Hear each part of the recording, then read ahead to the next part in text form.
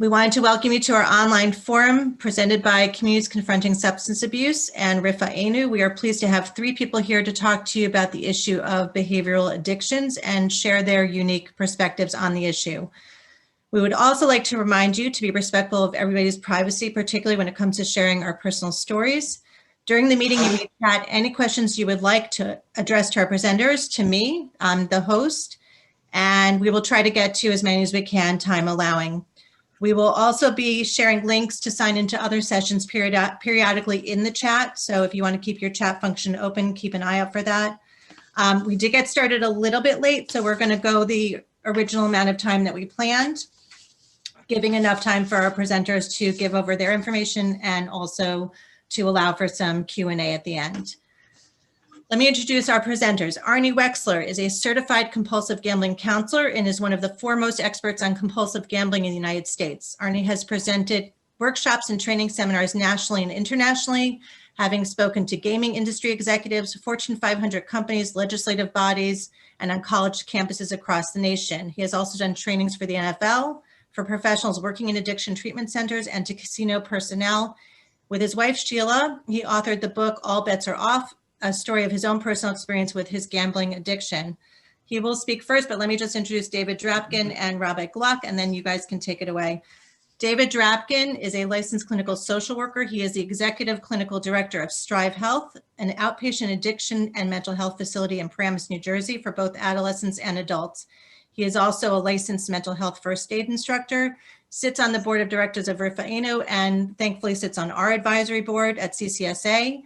He's a member of the Bergen County Alliance Steering Subcommittee on Alcoholism and Drug Abuse, and Rabbi Tzvi Gluck is the CEO of Amudim, an organization serving the Jewish community as a confidential resource center that provides assistance and support for individuals and families impacted by sexual abuse, mental health concerns, and addiction. Rabbi Gluck works tirelessly to deal with people in crisis, providing comprehensive clinical case management and ensuring that clients get the support and services they need. Thank you, all 3 of you, for joining us. And Arnie, I think you're starting off the session.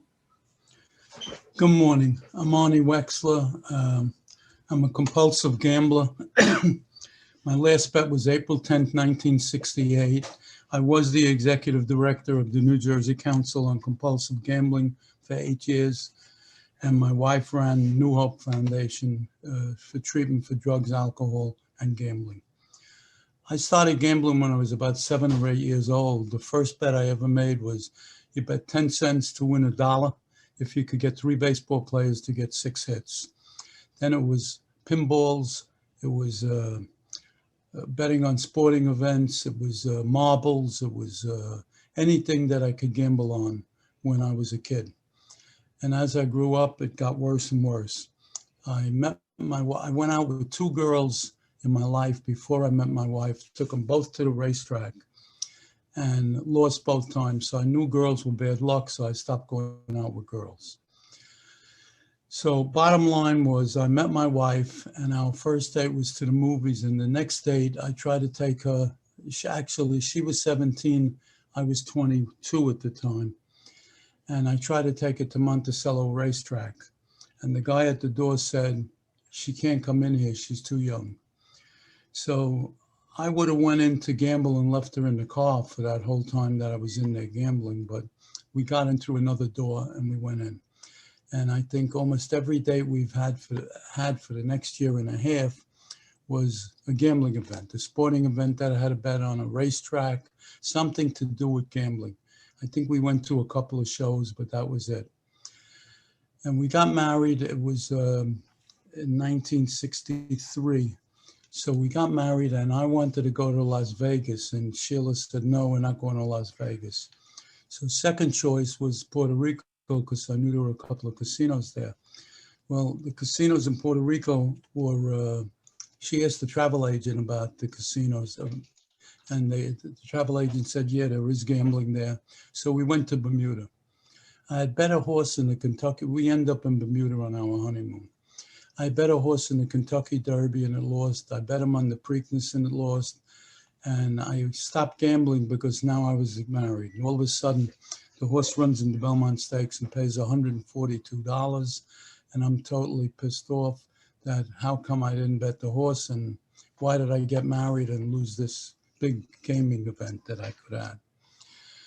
The other thing that happened was there was Jolly Jelly Beans in the hotel lobby. And in the jar of jelly beans was a sign that said, win a free trip to New York. Now, we had the trip back to New York, but I spent the first 3 days, I spent more time with the jelly bean jar than with my wife, Sheila. So that's what addiction's all about. The first 7 years, I almost destroyed this woman, and I almost destroyed our life. We had our first child 3 years into the marriage, and Sheila was in labor 3 days in labor, and actually 2 days in labor, I'm sorry. So I went to Aqueduct Racetrack. Doctor said you got plenty of time. I went to Aqueduct. I went to the night racetrack. I was at 3 racetracks while she was in labor. Finally, she had the baby, and I had a bunch of dimes in my pocket because that's what it cost in those days to make a phone call. And Sheila said, here's a bunch of dimes. Here's all the people you call. It was family members. First call I made, doctor came out. I didn't ask how my wife was. I didn't ask how my baby was. Doc, how much does she weigh? He said 7 pounds, 1 ounce. I ran to the phone. The first call was to the bookmaker. I said to the bookmaker, 7-1 in the daily double. And would you believe it hit? Now I figured God is sending me a message that my life is going to be wonderful again, and I'm going to be a winner. And that started it all off. And for the next 5 years, I had all kinds of stuff going on. Sheila at one time was having a miscarriage after that. And I was on the way to the racetrack. I was leaving work to go to the racetrack. So I told her to call my brother to take her to the doctor. I mean, that's how sick you can get from compulsive gambling. And it just went on like that for 7 years. It was 7 years of disaster. I was a plant manager working for a Fortune 500 company. It was the biggest dress company in America at the time. I was stealing every day, and I was taking graft from customers who sold me any kind of supplies. And any way I could get money, I did. And I had bank loans, and I had Shylocks, and I had bookmakers. And by the time I stopped gambling at age 30 and 7 years of our marriage, I owed at that time 3 years' salary. And I owed everybody and anybody you could think of, even a brother-in-law who I didn't particularly like, I borrowed money from. So, and then I was in and out of the stock market doing all kinds of illegal things. I found something called the pink sheets in the garbage pail. And I realized that people could make exchanges with brokerages, with brokers on buying and selling stocks. So I would buy a stock for $2. I would be calling the brokers all day long for a couple of days. I'm so-and-so, I want to buy 1,000 shares. So-and-so, I want to buy 3,000 shares. And I pumped the stock up from $2 to $6 or $7 or $8, and I sold it. And that supported my gambling for a few years. If there was the investigations today, like they have in the stock market, I would be in jail still today. So finally, I decided one day that I needed help. So I went for a guy that worked in my place, and I was his boss, but he was supervising a department. And somebody told me he was a millionaire. So I said, Jerry, and I told him what I needed. He said, yeah, you need to go to Gamblers Anonymous. So after 3 weeks of him telling me that, I finally went to my first meeting because he said to me, Gamblers Anonymous will help you straighten out the financial mess you're in.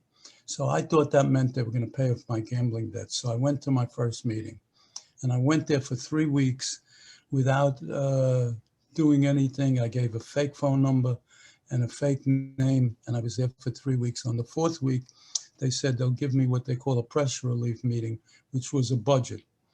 So when they wanted to give me a budget, I figured that's where they give you the money. So they said, but you got to bring your wife. So I went home and I told my wife, and we went to a meeting the next week.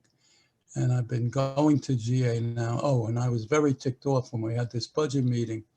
When I found out they don't give you the money, they told me I needed 2 more jobs. So I knew these people were crazy. And that was the end of going to GA, I thought. But now my wife was going to Gam-Anon, so I started to go to GA. And I've been going to GA now 52 and a half years. It saved my life. It saved our marriage. And it helped us get our life together again. Thanks. So maybe I'll jump in here. Thank you, Arnie, for sharing that. My name's David. I'm a therapist. I work at Strive, where we specialize in substance use, mental health. We don't specialize per se in behavioral addictions, but quite a lot of comorbidity exists with people that have substance use or mental health. And comorbidity means that it's not just one problem, not just one kind of manifestation of symptoms. And so what I want to kind of share with you to start with is, might be a bit radical. From what Arnie's saying, he was addicted to gambling. So we often think that a drug is some external entity, alcohol, cocaine, pills, heroin, whatever it might be. So you need to have this substance that itself is the drug. There's something in that is addictive. Whereas that person, they're just a person. What I'm going to say actually is that it's kind of arbitrary what the drug is, whether it exists in physical form or whether it's actually a behavior and a process addiction. Because the way that our mind have been developed emotionally, neurobiologically, and the kind of social impacts that we go through in life, we are primed to get addicted to absolutely anything. And this is radical. So drugs aren't physical things, they're thoughts. And process addictions, behavioral addictions, are an addiction in relationship to our own thought patterns, our own behaviors, and how they impact kind of habitually on managing our feelings. So right now, the only behavioral addiction that's recognized by the DSM, Diagnostic Statistical Manual, is gambling. All other behavioral addictions, things like kleptomania, sex addiction, internet addiction, they are not recognized, and insurance won't pay for them. So imagine what it would be like if insurance companies did pay for all these addictions that people really do have but aren't being recognized. And one other thing that's a little bit radical to say, what if these addictions to substances, alcohol, heroin, cannabis, the addiction is actually not to those substances. And so that once someone stopped using those substances, they've gone through detox, they haven't used for a week, a month, it's out their system, at least probably 90% of it. Their brain is reconfiguring. And yet the power of addiction is extremely strong a year, 5 years, 10 years later. And that's why people keep going to groups and peer support programs and therapists, and sometimes taking medications to deal with those cravings, because the addiction's not in the drug. It's not a physical thing. It's a neurobiological and emotional and cognitive thing. And by saying the word behavioral addiction, it really speaks to the process of us choosing and having control over our choices and having awareness of the thinking process that we have. And a lot of the time when there's a behavioral addiction, it's coming in to fill some kind of a void. Something's missing. There's often a lot of shame, a lot of regret, and it gets hidden inside. And so there's quite a lot of research that's happening out there around addiction, behavioral addictions, and obsessive compulsive disorder and impulse control disorders. Different categories of looking at these things. So when we start to think these labels that we use of substance use disorder, behavioral addiction, OCD, impulse control disorder, those are totally different categories that we've used to simplify things. But actually, I think if we look at what's the experience someone's going through, they're kind of all the same. So a lot of the time, someone will have depression and anxiety. Maybe they have suicidal thoughts. Maybe they self-harm, they have cutting. Maybe they do over-exercising. Maybe they do skin picking. Maybe they kleptomania, they're stealing things compulsively. Sex addiction, pornography. All of these things are filling that void, and they become habitualized. And it is an addiction, because as soon as you stop, you start to get these cravings, this yearning, this regret, this shame that takes years and years to kind of unravel and to heal from. So that was the kind of my opening salvo. I wanted to open up to Rabbi Gluck. Hi. So first of all, thank you so much, Leanne and Hatiel and the rest of the team.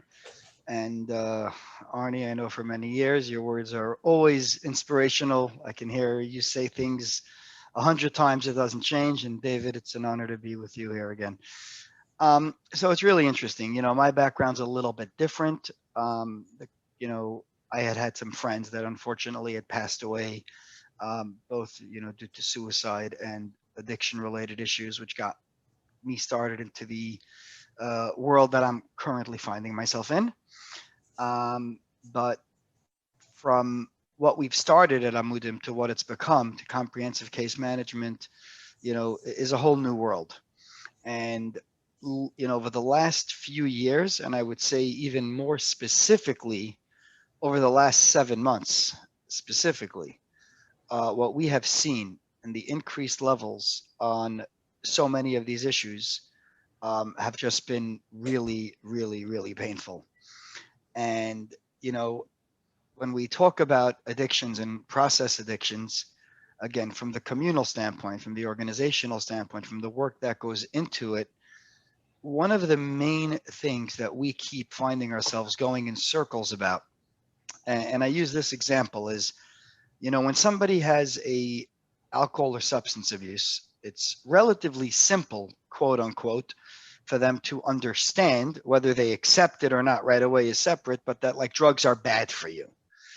But unfortunately, with so many of the components on the behavioral addictions or the process addictions, you're dealing with things that are part of everyday life.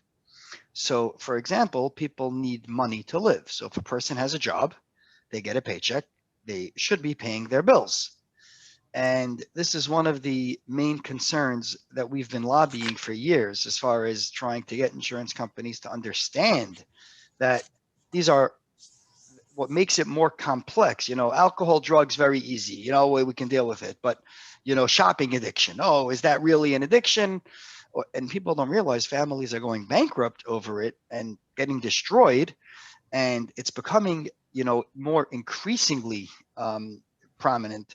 I mean, I had a situation recently where somebody who is a educator literally was taking their entire paycheck every week straight to a 7-Eleven and using scratch off lotteries with the hopes that they'll hit it big so they can pay all their bills. And, you know, there's the song from the 80s. I forget which song it was, but I love the quote that says, you know, too much of anything can make you an addict. And that's really what David described, is that in life, we are trained as human beings for a few things. Number one is we like what's comfortable to us. Number two is we like what makes us feel good.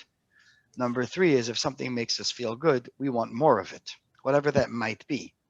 So when people, you know, continuously try to use the word addiction and try to tie it into different things, they don't sometimes realize that, you know, and I use the example, even exercise. You know, some people, it's great. They get to exercise 2-3 times a week, you know, on the treadmill or these bikes or whatever it might be. But when it becomes a life of 7 days a week, X amount of hours a day, and it's affecting their other abilities to be able to lead healthy, productive lives, that is now an addiction. The other thing that we're noticing, and yes, we are definitely light years ahead of where we were, you know, 20 years ago when I got into this field and 6 years ago when we started the organization, but we still have a long way to go, is not so much how to deal with the addiction, but it's how to deal with what I like to call the other affected individuals. Now, what we heard from Arnie is amazing. And I wish that was the case all the time, where the spouse or the other loved ones would be as, you know, involved. But very often, and especially with process addictions, but this happens with all addictions, we will hear from the loved ones the following statement: why do I need to get help? I'm not the one with the problem. My husband, my wife, my sibling, my partner, my child, my parent, my whatever it might be. And what's extremely important, and this is something that we focus on literally daily, is getting the other affected individuals to truly understand what it is that is going on so that they can be a part of the process. Because no matter how hard we can work, and all three of us are coming from a different angle, you know, David, the clinician, Arnie, the, you know, expert with the personal experience, myself from the organization side, I think the common denominator, we can always say, I believe, and I will allow them to correct me if they don't feel so, but without a strong support structure and without a strong foundation of those around the people that love the person who's actually struggling with the addiction, the best course of treatment, whatever it might be, inpatient, outpatient, detox, meetings, groups, it doesn't matter, cannot be as effective, because the people that are struggling with this are struggling with something real. And, I use the example of, this is no different than diabetes, than a heart condition, than any other medical issue. And this is why, right before Pesach, which the halachic ruling was not issued specifically for Pesach, but it was issued as a halachic ruling, first time ever in a public setting, of two very prominent rabbis, that those that need to go to meetings can attend. Again, at that point, it was based on Zoom, but they've even quoted, even if you have to travel there, on the Sabbath, on a Jewish holiday. That is the medication for those that need it. It is no different than, as a Hatzalah member, I need to take someone to a hospital on a Shabbos or Yom Tov. And I think that once we can continue to do events such as this and be able to explain it, it will make things much easier. And again, I don't like to go into the religious angle, but I'm going to, just to bring out a point. And for those that have heard me say this before, I apologize. But we had a story a couple of years ago where somebody was in a detox facility scheduled to be discharged on a Sunday morning with a scheduled acceptance into a rehab facility for Sunday evening. And with someone to go with them, it was all set up. For whatever the reason, based on communication issues, insurance, whatever it might have been, it was a winter Shabbos, 2:00 Friday afternoon. I get a call from the father. My son was discharged early. What do we do now? And I said, you go to LaGuardia Airport. I will have somebody meet you there, and we will get on a plane and get him to where he's going to. And the father had a major fight with me, and he got his rabbinical leader to call me and, again, continue that argument of, it's Shabbos, it's okay, we'll do it Sunday. And I said to this person, I said, listen, your son's addiction is so severe that right now, from a statistical standpoint, he is at the highest risk of overdose. He's been off everything for over 7 days. His body no longer has the toxins in the system. And if he, God forbid, goes back to using the same amount that he used just a week ago, you are putting his life in danger. He must go right now. I was basically hung up on, and I'm sorry to say that Sunday morning, unfortunately, instead of him being put on a plane to go to rehab, he was put on a plane to be sent to Israel for burial. That is a story that I use many times. And, at the end of the day, just to show the reality of it, addiction is real. Nobody wakes up in the morning and says, I want to be an addict. Nobody. Never happens. However, the causes, and yes, we do focus very heavily on trying to understand the root cause, so that as we're dealing with it therapeutically, clinically, placement, we can get people into the proper treatment based on underlying reasons and family components and many other pieces of the puzzle. But the common denominator is to make sure that there's a solid support structure, and to make sure that people understand that this is a real thing. This is life. This is what life is. It's the hand that is dealt to people, not one that is chosen by them. Some people, we can get into the debate, predisposition, yes, no, but it doesn't matter. If somebody is ill, we get them help. I've never seen anybody yet being rolled into a hospital on a stretcher, having a massive heart attack, being yelled at while they're on that stretcher about the fatty foods they eat. I haven't seen it. The focus is get you into the cath lab, get you into the surgery, get you to the cardiologist. Yet when it comes to addiction, regardless what it is, and especially with process addictions, because the community doesn't understand the reality of sex and love addictions, gaming addictions. I mean, I do this study when I do school trainings, and I did one recently with Leanne, where I say, I'd like, by a raise of hands, people to tell me what's the number one issue with, a student, 16-year-old, having an unfiltered internet on their smartphone. And almost everybody will come up and say porn addiction. And we turn around and we're like, actually, no, it's not. Don't get me wrong. That is an issue, but that's not the number one issue. But it is the technology addiction that we're seeing today. The people that can't even put their phones down for a few minutes, and that can lead to so many other things. It's really time that we continue this conversation, and be able to get people to understand that there is help available. And that's really the most important thing, is that help is available. It's available on the individual level, on the family level, on the communal level. And it is really, really important that we accept and understand that these things are real. And unfortunately, when not dealt with, they destroy lives, families, and generations. And we have seen that. So as much as we're doing to get there, we still have so much more to do. Okay, thank you, Rabbi Gluck, David, Arnie. We have a couple questions that have come in. One is, and Rabbi Gluck, you used this word, and I think, David, you did too. Can you explain exactly what is a process addiction? And I'm going to add one more question to that. Somebody wants to know if sex addiction is recognized by the ICD, by the International Classification of Diseases. Okay. So the sex addiction part I can answer. It's a major debate, very much in different organizations, agencies in different countries, whether or not it is recognized or not. And that has a big effect on whether or not insurance will or won't cover that treatment. What we have found is when we have been able to link the sex addiction, and no, we don't look to get creative, we're just stating the fact, to an underlying issue, such as trauma or something that may have happened, or if it was a victim of abuse that turned to it. So then more often than not, we can get coverage approved. But at this point, it is still not as recognized as it should be. When you're asking for the actual definition, I think I would give that over to David as the clinician, if you want to give the clinical answer, and if not, I can, whatever. Yeah, so my understanding is that process addictions, behavioral addictions are really synonymous terms. They are used interchangeably, coming from different perspectives. So behavioral means basically action.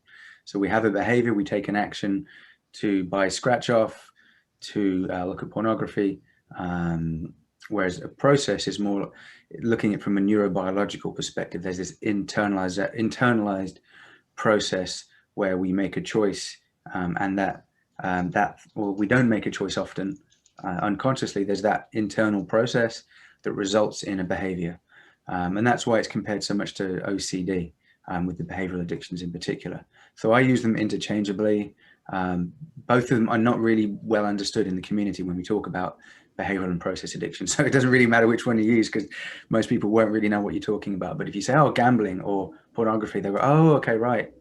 And looking at sex addiction, love addiction, pornography. So DSM does not recognize it. It has a category called kind of related issues in the substance use section. And then it has also a section for kind of research areas to include in DSM-6, which will probably be coming out in 5-6 years or so. So the subject of internet addiction is definitely more prominent, I'd say, than sex addiction. It's less controversial. So internet addiction, tech addiction, it will be in ICD-11, from what I understand. And that's really because the impact that we're seeing from tech and the internet in particular is it's this almost uncontrollable realm where you can have, I think I wrote down all the different kinds of addictions you can have online. You can have, pornography addiction, you can have sexting, kind of sex chatting addiction online, shopping addiction online, gambling addiction online. There are chat groups for people that have bulimia, anorexia, where those really should be shut down, but they're not. They're kind of pro Anna and Mia. So the internet is this vast realm where you can totally get lost, and that idea of being lost, really, that's what addiction is. The longer it continues, the more lost a person gets inside that kind of rabbit hole, and the harder it is to get out. And if they're alone in there without family support, hiding and lying, what's been going on in reality, the deeper and deeper they get lost into that void. So whether that sex, pornography, shopping, gambling, it's that's why the internet itself is so dangerous, because it's that person. It's on their phone. It's at work. It's on their laptop. It's on their iPad. It's everywhere. So it's extremely dangerous. And I think professionals are aware of this. So it needs to be reclassified. Yeah, Okay. I also just answered. All right, go ahead. There is the DSM code, officially effective October 1st, under ICD 10, which is a subcategory Z70.8, which is billable specifically for reimbursement regarding sex counseling. So it's really a question of whether it's going to be utilized as sex counseling or sex addiction or family therapy. So it's still not perfectly clear, but we're certainly making headway in getting there. Okay, thank you, Rabbi Gluck. Arnie, for you, people who are struggling with gambling specifically, what's your takeaway? What kind of advice would you give them? Well, a couple of things. I have a webpage, A.S. Wexler, W-E-X-L-E-R, A for Arnold, S for Sheila Wexler, at AOL.com. And if they have any questions, they could send it to me. I'm happy to get them a lot of information. Rabbi Twersky did a talk on compulsive gambling, which I have. I could send anybody that also. And I don't want to make a promotion, but we have a book called All Bets Are Off, and it explains, it's the only book ever that was produced that tells the gambler side and the spouse's side. And that's so helpful. So people, the wives or husbands of gamblers or fathers or whatever. And I also have a live thing called on Facebook. It's called Gambling Addiction and Recovery. There's 2,100 people on there on the internet from all over the world. The other thing that Rabbi Gluck talked about is the addiction to internet gambling. There's a lot of gamblers today that never have been to a racetrack or bet a sporting event, and it's all internet gambling. And on my page, you could see a lot of people like that coming up. So it's a real problem today because of the internet, and it's so hidden. You don't even have to put on your pajamas. You don't have to put on any clothes and go to a casino. You could be there in your bathing suit or your pajamas, and you could lose a lifetime. And people are doing that today. And the answer is, if you need help, go to Gamblers Anonymous. Unfortunately, a lot of meetings are closed today, but we have a lot of Zoom meetings going on all day long and all night. I could connect people up to that. Okay, thank you. Rabbi Gluck, somebody specifically contacted me actually before this forum and asked if we could talk about sex addiction in the context of the shame that's surrounding it, because the Torah says not to have sex, and you're talking about reconciling a halachic religious life with what we're calling a behavioral addiction. What in your anecdotal experience with this particular addiction would you say? So first of all, I would say that the shame and embarrassment is probably not truly coming from the religious perspective, meaning that, there's a lot of things that the Torah says not to do and people do it and they're not all ashamed about it. However, when it's reaching out for help, very often, and I use this all the time, the dirtiest word in the Jewish language starts with the letter S, which is shidduch. And people will be nervous that if they get help for anything, it will affect their being able to find a partner. And ttherefore, that's one issue, or their children or family members. At the end of the day, and I say this, again, I'm going to watch my words carefully, but Yehuda and Tamar, David, there have been many stories throughout the Torah, throughout the Talmud, throughout Chazal of people that had given in to weaknesses as it relates to issues of sexuality. Many, okay? Noach and his children, Lavan, daughters, these things have happened, okay? Which means that the concept of tshuva, and again, I hate preaching religion when I'm dealing with addiction, because I always say we keep the two separate. Spirituality is different than religion, but I'll still say this anyway. We do have sources in the Torah of people that have had issues and been able to overcome them. And that's number one. Number two is as far as the shame, and this is, something that I can just say it straight, specifically with sex addiction. It is shameful. I'm not going to argue that. We're not going to lie. But at the same time, the person that brings home a present to their spouse, such as a STD, which can then lead to, I don't know, we have a situation of somebody who passed away, leaving 6 children as a result of a STD.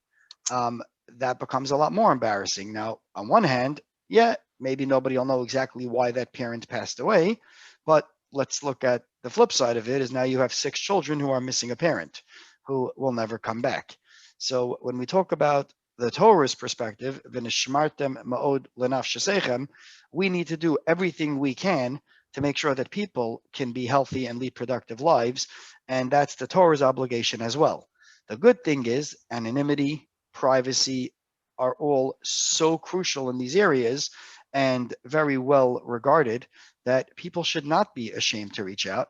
We understand the stigma, but that's why those that are there to help, whether it's in meetings, therapists, clinics, treatment programs, etc., do maintain that so that people can be able to get the help they need without the fear of it getting out. Okay, thank you. Can We Can I have a say few more something minutes. about that? Yes, sure. Sheila and I were brought to a city to speak by a bunch of rabbis. And we spoke to, they brought in 100 people from the town to listen to us speak about the gambling addiction. And we brought Rabbi Tversky with us. And since then, I've had 2 gentlemen that came to Gamblers Anonymous that their uncle was the one that brought us to town to speak. And they still haven't, and one of them's in Gamblers Anonymous now 7 years, still won't tell his uncle that he's in GA. It's such a shameful thing within the Jewish community that they don't talk to about it. And this rabbi that brought us to this particular town, he's got 2 nephews now in GA and nobody knows about it. And his brother came to Gam-Anon meetings, the rabbi's brother. So thank you. Thank you. So a couple questions that are sort of on the same topic. One person asked if you could address how vital it is for a young person to get help with pornography addiction before marriage. And I would include in that sex addiction and anything else along those lines. And somebody else asked if you believe, and this is kind of a conjecture question, but if you believe there'll be a day when it comes to shidduchim, if this won't be stigmatized anymore. So on the pornography portion, I'll just answer very quickly. The number one issue with pornography, the way we see it, is the dehumanization of the opposite gender or even same gender, depending on the type of pornography somebody's watching. So it is extremely crucial that it gets dealt with because people are starting married lives, and I cannot tell you how many clients we have where either the husband or the wife are calling us within a relatively short time after the marriage, stating that my partner is expecting me to do A, B, C, and D, and it's degrading, and it's this, and it's all these other issues that come out of it, not necessarily from the component of what it is, but the way it makes their partner feel. So if somebody's getting married and they want to be there to love their spouse the proper way, yeah, you do want to deal with that issue as quickly as possible so that they can respect and truly be a partner to their partner in a healthy manner. As far as the destigmatization, we hope, it's hard to know, but let's be honest. 40 years ago, people had children that were born with special needs and left them in hospitals or put them in group homes. And now they bring them home proudly. They're no longer as embarrassed. Many years ago, people had family members with cancer and they, would not tell anybody because it was a secret or stigmatized. Now people are more open about it. So we do see that as a world, we are coming around, and this is the next stage in that process. So we're hoping to get there, but I can't, project the future, only hope and pray for it. Thank you. David, any last words? Yeah, there's a couple of things to add around this subject of sex addiction, pornography, particularly around young people as well as couples. I've had several phone calls anonymously or not from guys, men usually, saying, I've been told that I need to have conversion therapy because I have same-sex attraction. And so how I answer that is, I'm not the kind of therapist that you want to work with if you want me to kind of convert you to being heterosexual, if you're having same-sex attraction. From my perspective as a therapist and Strive, where I work, we're kind of, very strong allies of the LGBTQ community. We support people in their sexuality and their gender identity, and how to kind of blend that with halacha and Torah. That's not my job. My job is to help people survive, not kill themselves, not self-harm, get out of depression, and lead a thriving life. So there's no contraindication from my perspective around being gay or lesbian, bi, trans, and doing that. I'm happy to belong to a shul where that's embraced by our community. So I think that's an important piece around, we have to support people exploring this identity, this reality of who they are, and not suppress it and not fight it. Because sometimes when it manifests in this dysfunctional way, it can be with obsessive pornography use, or very extreme pornography that's used in a non-loving, non-emotionally engaged pornography, then that is symptomatic of something within that is not kind of integrated and internalized. So what we want to do is kind of work with that person to help them really explore who they are. And for young people, it's so important. And pornography has as well this shame. Am I allowed to do that? Am I allowed to masturbate? Am I allowed to be gay? And so from a therapeutic perspective, we leave the halacha for rabbis to deal with that when we see a person struggling. So it's really important for us to be available in a non-judgmental way to really help people feel empowered in exploring what it is that's going on inside. And it's very tricky working with couples that are going through this, and the sooner the better for it to be spoken about in the open.